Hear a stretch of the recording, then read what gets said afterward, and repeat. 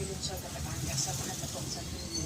Kasama po ang mahal na Birhentalya. Talagang nakakatuwa na nandito na ulit tayo, pero konti nga pag-iingat pa rin, hindi tayo magpapakampante. Isinakay ang imahe ng Santo Niño sa isang pick-up truck papunta sa Barangay Wawa kung saan naman ito isinakay sa bangka o pagoda para sa fluvial procession sa Malugbang River na tumagal ng halos 1 oras. Dinaluhan ito ng mga devoto at maging mga opisyal ng lokal na pamahalaan. Simbolika ng aktibidad na ito dahil pinaniniwala ang natagpuan ang imahe ng nasa ibabaw ng palulakihutang na troso sa Malugbang River. Samantala, inilagay din ng ilang devoto ang imahe nila ng Santo Niño sa labas ng kanilang tahanan. Nilalabas talaga na ang bawat bahay ang aming Santo Niño tradisyon na sa pamilya. Lahat ng hiling namin sa Santo Niño ay ipinagkakaloob sa aming pamilya. Isa si Raya sa mga maagong nag-abang sa posisyon ng imahe ng Santo Niño ng Batangas sa Batangas City. Kasama nito ang kanyang anak. Matyaga silang naghihintay sa pagdaan ng imahe. Anya, hindi sila pinababayaan ng kanilang patron. Pitpit niya ang lalaki para sa malakas na pangkatawan, lalo sa kanyang pamilya. Excited po kami talaga tayo ng pagkakas. Maging maayos lang po kami ng mag-anak, malusot at pangangatawa ng mga anak ko. Si Katina, kasama niya anak sa pagpunta sa simbahan upang abangan ang prosesyon. Para paglaki nila, makahalan nila. Madadala nila ang paglaki. Pag-isimba. Bataongaw. Every time sila, or every Sunday. Siyempre yung good health sa family, salamat sa mga blessings na binibigay ng Panginoon sa araw-araw. Samantala, iniikot ang imahe ng Santo Niño ng Batangas sa ilang kalsada sa lungsod. Number 2. Kasama ang mga mananampalataya Sa bingo. sa Lulo.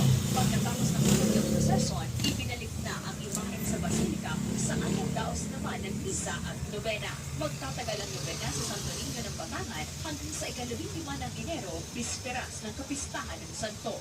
Nauna nang idineklarang special non-working holiday ang January 15 ng araw ng Lunes sa Batangas City bilang pagdidiwang ng kapistahan ng Santo Niño ng Batangas at ng lungsod ng Batangas. Kasama si J. Arman Harris, Denise Abante, Number Balitang Sulot, Tagalog. Number 1. Sa balota.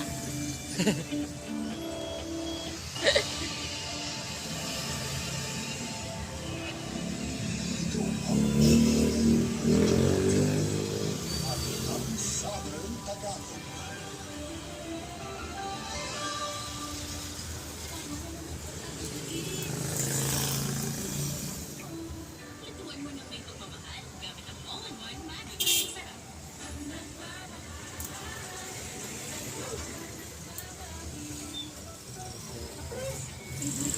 At dapat Renzlie cream. Lola, ang stroller papa. Gawin niyo remote. If you want to want a real digital game, you came to the right place. Pero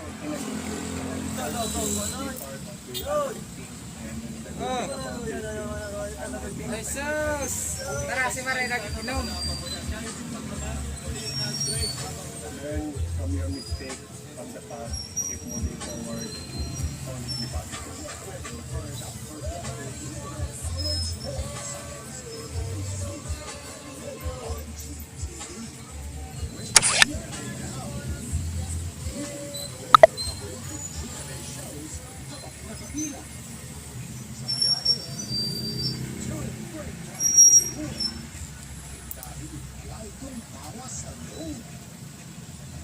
May mag-features pa.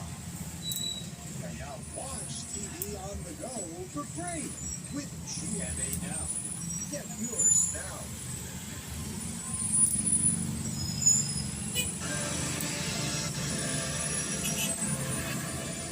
Ito ang GMA Regional TV. Ang Southern Tagalog. Unang rollback sa presyo ng produktong petrolyo ngayong taon, nakatakdang ipatupad bukas, January 10. Ilang motorista at positibong reaksyon sa nakatakdang bawas presyo sa langis. Alam niyo yan sa report ni Andrew Nato.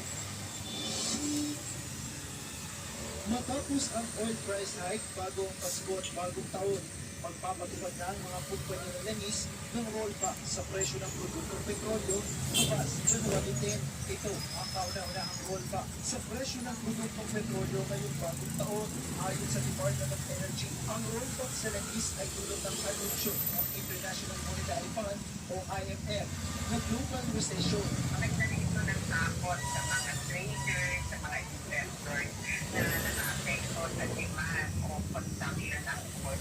Nasa 150 pesos ang rollback sa kada litro ng diesel at kerosene habang 50 sentimos sa gasolina. Kahit wala pang 2 piso ang rollback sa diesel, masaya ang motoristang si Roy. Hindi mas maganda rin. Diba? Sana patuloy sa ang pagbuka para naman ang mga negosyante rin gumani din ang ano ng sentro ng mga tao. Masaya din ang jeepney driver na si Rico. Magkakanda rin na nakita. Nakukulang na naman sa rollback ang tricycle driver na si Ariel. Sobrang ano yun sir, mababa yung ano, yung ginaganon. Kasi pag tumaas na wala, taas. Tapos pagka-roll back, Ang rider na si Loriano may panawagan sa pamahalaan. Hindi masaya. Kailangan maiksidake. Malita sa libro. Kasama si J.R. Manjares, Andrew Bernardo. Balitang Southern Tagalog. Kaso ng bird flu sa Calabarzon, tinututukan ng Department of Agriculture ay nagbabaliklay ang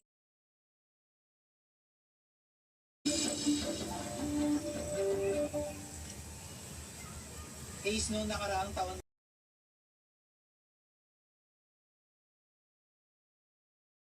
At warning devices ang NDRRMO gaya ng mga flag na nagsasabing bawal paliguan ang lugar kung saan ito nalunod. Dahil sa insidente, plano ng otoridad na dagdagan pa ang mga palatandaan sa dagat gaya ng mga boya upang maiwasan na makapaligo sa mga bahagi na hindi gaanong ligtas. Samantala, isa pang insidente ng pagkalunod ang naitala sa bayan ng Labo noong Huwebes sa may bahagi ng Ilog Buai na nasasakupan ng barangay Tigbinan. Dayan Luceniano, Balitang Soccer, Tagalog. Higit 2 million pesos na halaga ng hinihinalang sabon na kumpiska sa magkakalawalang operasyon ng pulisya sa Infangan Quezon. Tutugan niya sa report ni Paul Hernandez. Timbog ang siyang nakalalakihan sa magkakahiwalay na drug bypass operation ng pulisya sa Infanta, Quezon. Unang nasa kote si James Supremo sa sinasabing drug den. Naaresto rin ang 5 iba pa na umanay gumagamit ng iligal na droga. Sa isinagawang custodial debriefing, 2 pang umanay tulak na sina Kent Meranya at Arbitro Tecales ang natimbog. Ikinanta nila ang umanay supplier ng droga na itinuturing na high-value individual na si Ricardo Morfe alias Ricky. Sa barangay Como, natuntun ang operatiba si Ricky. Pagtibay natin sir, yung debriefing na ginawa namin kay James, kasi itong 2 bulak nito sir, ay tinundan pa nila na ang source nila, ang droga nila ay nagmuto na dito rin sa alias Ricky. Siya po yung Dangerous Drugs Act. Hinihingan pa ng GMA Visual TV Balitang Southern Tagalog. Balik ang mga naarestong sospek. Paul Hernandez, Balitang Southern Tagalog. 7 oras nakawala ng supply ng kuryente ang mararanasan sa ilang lugar sa Taal, Batangas bukas, araw ng Martes, February 10. Yan ang inanunsyo ng Batangas 1 Electric Cooperative o Batangas 1. Magsisimula ito mula alas 10 ng umaga hanggang alas 5 ng hapon. Apektado ng power interruption ng Barangay Karasuche at bahagi ng Barangay Tulo. Ang kawalan daw ng kuryente ay upang bigyan ng panlilipas na makalinya sa nasa kaping lugar.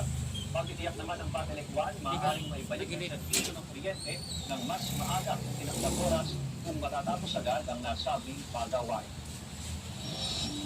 Mamaya sa Marina Clara ni Bara, tila hindi yata maganda ang pasok ng Lunes sa mundo ng Nutella.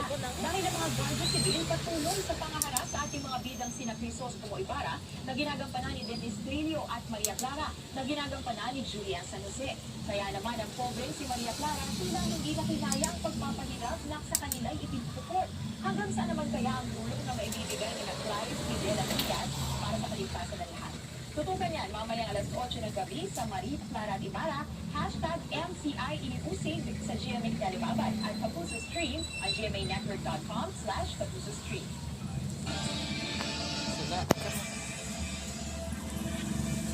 Ito ang GMA Regional TV, Balitang Southern Tagalog.